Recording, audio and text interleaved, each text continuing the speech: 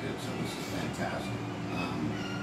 And again, it's an honor. I actually tried to contact some of my old schools with no reply, but thank God Dolores hit me up, because apparently they didn't want me anything to do with me, but that's a whole Oakland public school thing that I'll avoid. But this really is exciting for me. As Dolores said, I've been doing this a long time. Started in 1998 with one little .com radio commercial. I got into the business because I was kind of wandering around in life. I was in my late 20s. I bet none of you guys know what a telemarketer is, but I was doing that for a while. Well, essentially, it's calling you at home and bothering you while you're trying to eat dinner to sell you something you didn't ask for or you didn't want. But ironically, it was really good practice for me as a voice actor. You're essentially reading a script to sell a product or service while trying to sound like you're not reading a script and selling something, which essentially, at its core, is commercial voice acting. I got into it mostly because people would ask me, you know, are you on the radio? You should be on the radio. I'm not a musician, never really had any aspirations to be a DJ, but when I found out about a woman named Susan McCullum, who still teaches here in the Bay Area, voice media, it sounded like something I wanted to do, so I went in, took the whole slew of classes from beginning to narration, to commercial, to character, and eventually started teaching video game voice acting for her from time to time. I'm going to kind of keep it all-encompassing here. Although video game voice acting is kind of the niche that I found myself in, I often tell students that, and this could go across the board in the industry, but particularly in voiceover, the industry tends to take you where it wants you to go and not the other way around. I got in thinking, I'm going to take Don LaFontaine's job. Don LaFontaine was a legend. Yeah. Their movie trailers don't have as much of the voiceover as we remember, but it's still like, in a world, one man, you know, using that big voice to do movie trailers. And I thought, okay, that's what I'm going to do. I go and I'm going to do it. Quickly found out there are about 10 people on the planet at the time who were doing it, and it's a very exclusive club, so I figured I'd better find something, you know, to fall back on within the industry. Commercial VO is, in my opinion, necessary evil. I bet most of you guys didn't come to this school in the hopes of doing a whole lot of commercials, right? But at the end of the day, if you want to get signed by a big agency, if you really want to cut your teeth, oftentimes the way into the unions is a commercial gig. So again, I call it necessary evil. Some people love doing it. I used to love hearing myself on the radio or TV. It was a big deal for me, but after a while, nothing can top what I found myself in, and that's video game voice acting, just because it is acting proper. I am a gamer. I have been since Atari 2600 or whatever. But more importantly, the way the industry has blossomed over the 5-6 years is absolutely incredible. Before, some of the big actors who are in video games, believe it or not, some of them would even use what do you call the name? Stage names, different names. They'd be almost embarrassed to be in a video game, but have no problem doing national spots for McDonald's, which still kind of baffles me. As I said, the industry took me where it wanted me to go. I quickly learned that the big, deep voice is only going to get you so far, and it is acting. Voice acting is acting. In fact, one of the most annoying questions I get from civilians, people who aren't actors or who aren't in entertainment, is, oh, that's almost like real acting, right? It's like, no, it is real acting. In fact, in a lot of ways, it's more challenging, if you ask me. On stage or on camera, you have other actors to play off of. You have sets. You have the whole sort of world already built around you. Whereas with voice acting, it's you and the microphone, and that's it. You've got a room full of people on the other side of the glass, and you have to convince them that, especially with video games, that you are this character, and you've got to impress them. Hopefully in 3 takes or less, because if it starts taking any more takes, they're likely not going to call you back. I'm kind of doing the roundabout circle here. I will go to Q&A if you guys have questions. Just a lot of times I try to get the sort of obvious stuff out of the way. I'm trying to think. Do you guys have any questions? None? Not yet. Okay, so this is from an aspiring voice actor. Okay. So how do you go about, when you're not given something specific, how do you go about like developing an ideal voice for a character you're given? That's a great question. I get it a lot, but perhaps one of the most important. What I've done and what I encourage students to do is to avoid copying existing voice actors or existing characters. Oftentimes in an audition, you will get really strange direction, like we need a mix of Kanye West and Orson Welles or something. Now it's up to you to find out what they're really looking for. And what I tend to do is fall back on family members, old teachers, people I don't even know, not necessarily even like, just people with interesting voices, unique voices, whatever is going to give you a leg up and ensure that as a client is listening to one audition after another, they don't hear you doing exactly what the person before you and the person after did. You want to bring your own experiences, your own flavor to auditions, because 9 times out of 10, they give you these vague directions for what kind of character they're looking for, and you're going to see them in the scripts I have you guys work with. But at the end of the day, they don't know what they want until they hear you, the winner, the person who booked the gig, do it. And it's like a eureka moment. I've been on that side of the equation, and absolutely it's true. I will send out auditions. I cast indie games from time to time. And even with really experienced voice actors, you'd be amazed. Sometimes it's laziness, sometimes it's just not really thinking outside the box, but I will hear identical reads, one after another. And that's the point where you, as a casting director, start listening to 3 or 4 words, okay, next, next, next. And you want to be one of those nexts. You want to be the actor that they go, whoa, yeah, let's listen to the whole script we sent them. So definitely drawing from experiences in your own life. It doesn't hurt. I mean, a lot of aspiring voice actors on YouTube do, especially like the game I'm going to have you guys read from today's League of Legends, because they're short lines and there are a lot of you, and I want to make sure you all get to read. But really, just drawing from places and experiences and people that are in your life that no one else has access to is going to be your best friend. Yes? How do you find those in three lines? How do you find a voice which is like both unique but also matches a character that you know little to nothing about in a world you know little to nothing about? Like, how do you find that?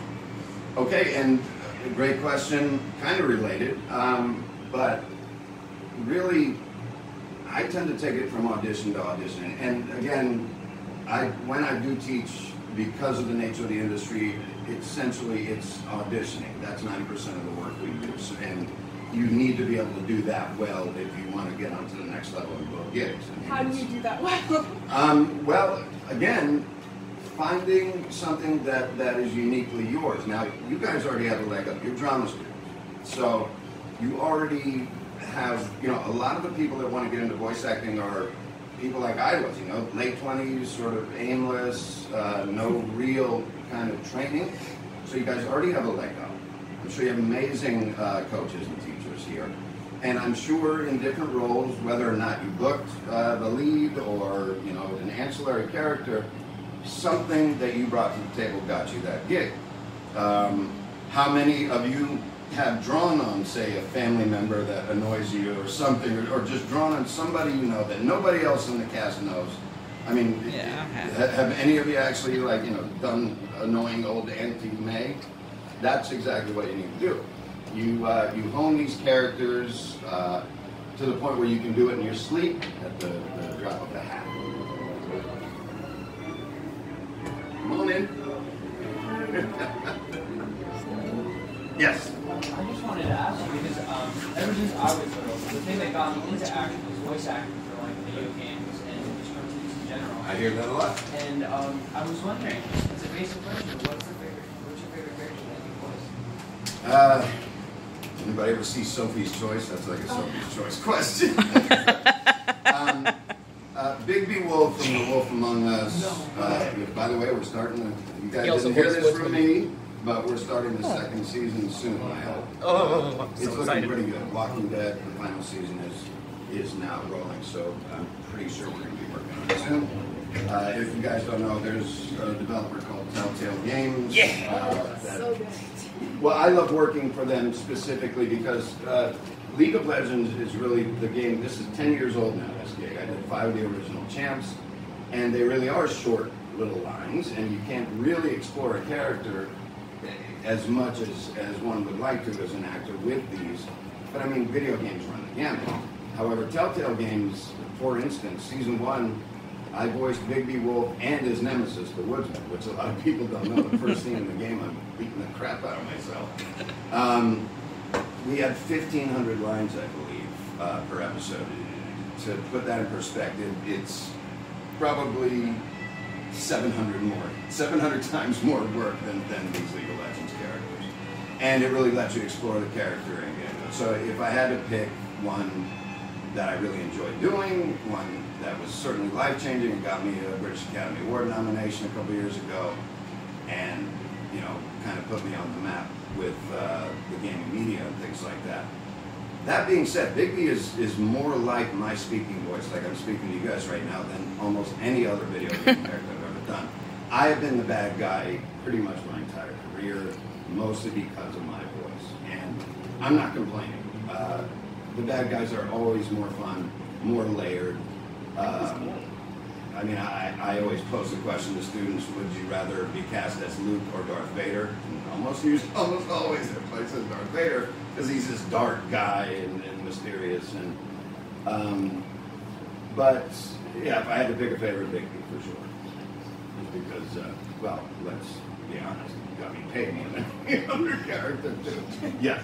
I feel like you already answered this, but like, what was the first voice you realized you could do? Say again? What was the first voice you realized you could do, to get into voice acting? Oh, I might get in trouble with Dolores here, but that goes back to school. I was a class clown. I know it's cliche, but I really was. I would do impersonations of teachers in the class. I was that kid that didn't whisper and talk to the other kid. I talked to the whole class, and often was kicked out. I'm friends with Jane now. My math teacher in high school would kick me out almost daily for doing silly voices. It was just after lunch. Everybody's hyper. And she literally would say to me, you think you're going to go somewhere in life making fun of my voice and doing silly voices and talking to the class? You got another thing coming. And so when Facebook comes around, I friend her, and the first thing I say is, remember you telling me? But it comes back into creating characters we are all actors on some level or another. When you call into school and you got this test that you're not ready for it, and you start, I'm not feeling so good. That's acting. I was pretty good at it. Maybe not for the best reasons, but yeah. I hope that answers your question. Anybody else? No? Yes.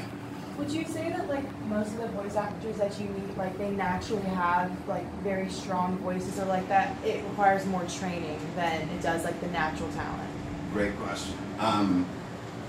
Again, using me as an example, the only reason I stepped into that initial voice acting class was I inherited my grandpa's big booming voice. And I assumed, and again, the industry has changed so much in that 20 years. Back then, I actually had the bad timing of getting into it right when things started skewing more towards a younger read. My friend Dave Fenoy, he's Lee in The Walking Dead. DJ. Dave, right. KSOL, Billy Ocean, yeah. Billy David Ocean. I hope I don't offend anybody, but he's got a name for the new read, and it's called the non-threatening white boy next door read. and both Dave and I, from even back when I was 14 years old, I couldn't pull off a non-threatening white boy next door read. It was weird for me to call girls in junior high. And it was this man calling my daughter, But you assume for men, particularly that big, deep voice is all you're going to need to make a fortune in voice acting and become a big star. Not the case, especially today. And you don't even necessarily need some interesting, unique voice, whatever that is. It really comes down to the acting. And a lot of folks call what I do voiceover. I always call it voice acting because it is. And if you can bring the skills that you guys all have on the stage in front of the camera, if you can concentrate it into a microphone, be believable, blow people away, it doesn't matter if you have a right in the middle voice that sounds like everybody else. Think about some of your favorite actors and really think how many of them really have unique voices. Not so many, right? But they bring it. And you can bring it with just your voice and without props and without other actors. Although it is really cool when I get, on the rare occasion, I do get to perform with other voice actors. Yes? How competitive is voice acting? Sorry, I'm deaf, guys. How competitive is voice acting? Very. Even more so now.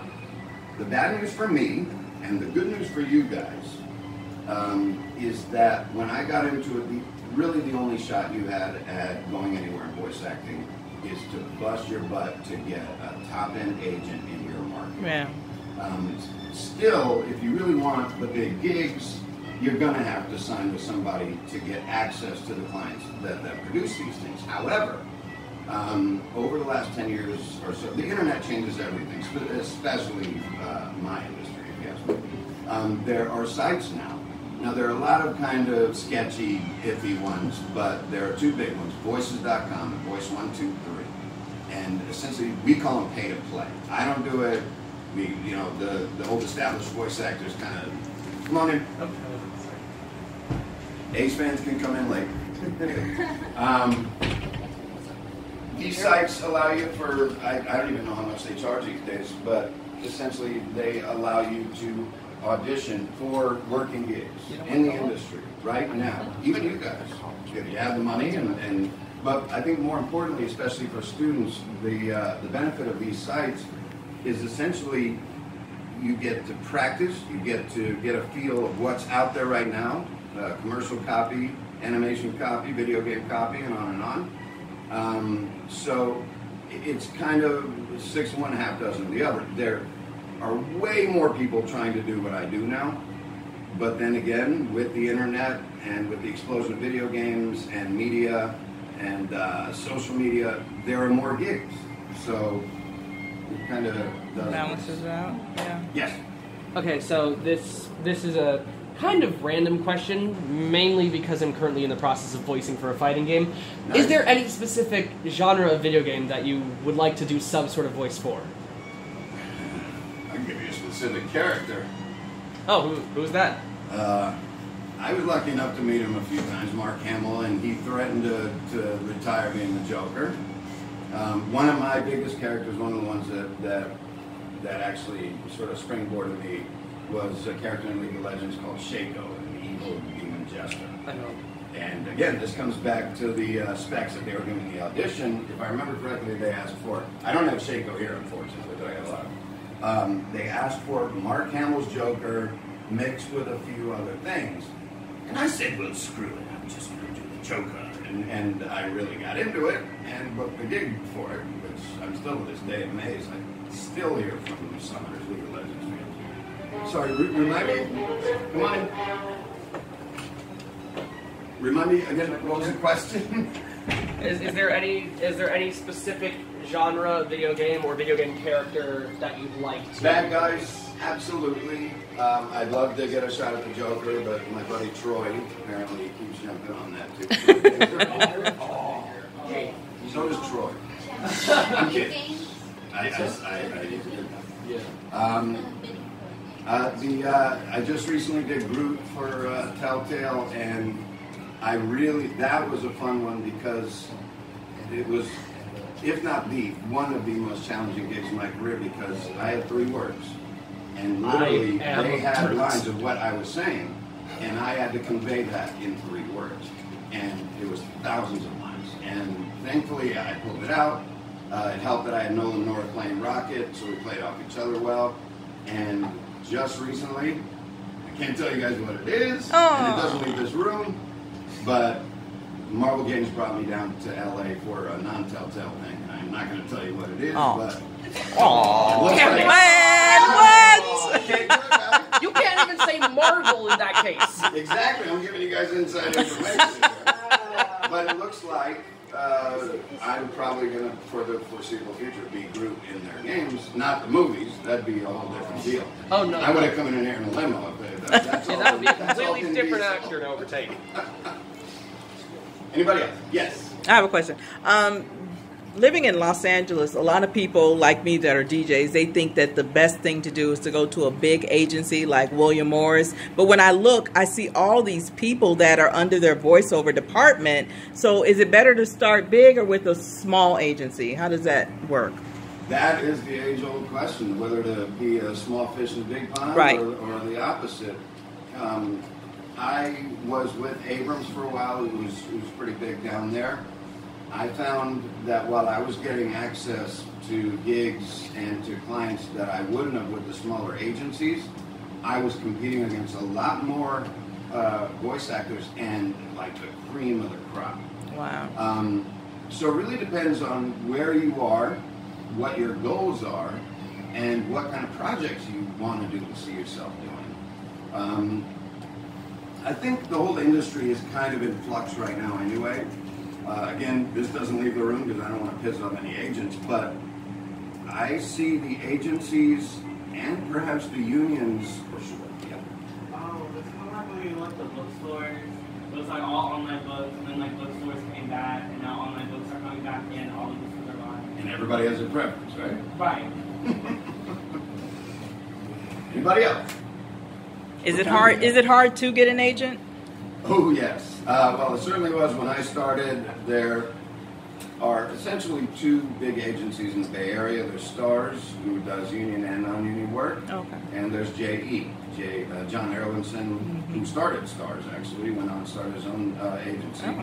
I, for the first 15 years, was with Stars. Have since moved over to John Erlinson.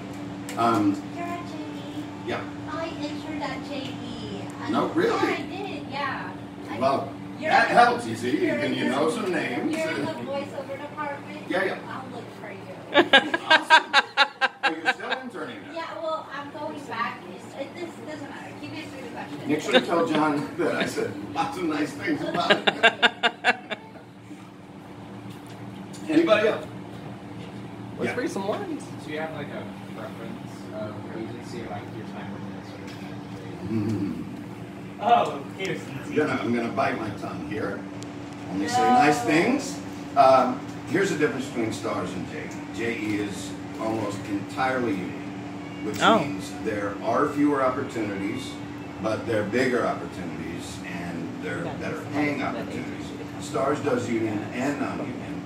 They have quite a few more voice actors in their stable. So really, as a beginner, I would, in fact, I'll bet John Erlinson would even encourage actors to start at Stars. Because you're going to have a better shot at booking these non-union gigs. Nice. Because once you're in the union, you're in. And unless you're FICOR, which is, I won't get into FICOR, but for the most part, it's pretty frowned upon to take non-union stuff once you've been in the union for a while and you're established. But the other thing is, Stars got me League of Legends. This was a non-union game.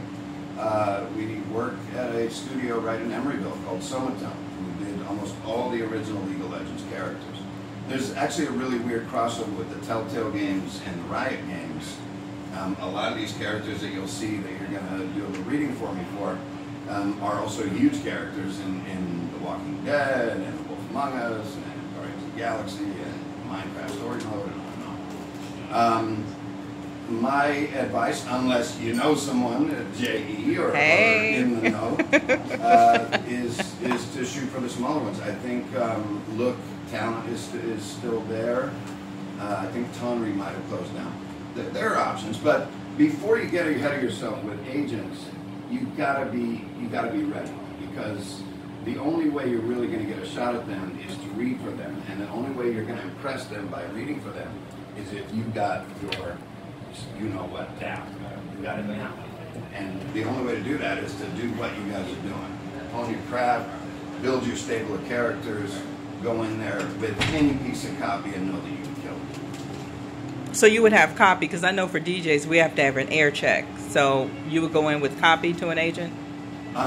No, a lot of times the way it happened for me and a lot of the people I know is if it's a reputable voice acting school, and there are plenty of them in the Bay, they will offer a Meet the Agents class generally towards the end of the slew of classes. Okay. That's how I met John Erlinson, actually. Wow. Who told me he loved my reads, but he said, you should go check out Stars. And I think he may have even called up someone at Stars back then, but yeah. Nice. It's fun to think about, all right, I want to go to this agency and start auditioning for these gigs, but you don't want to do that until you're ready.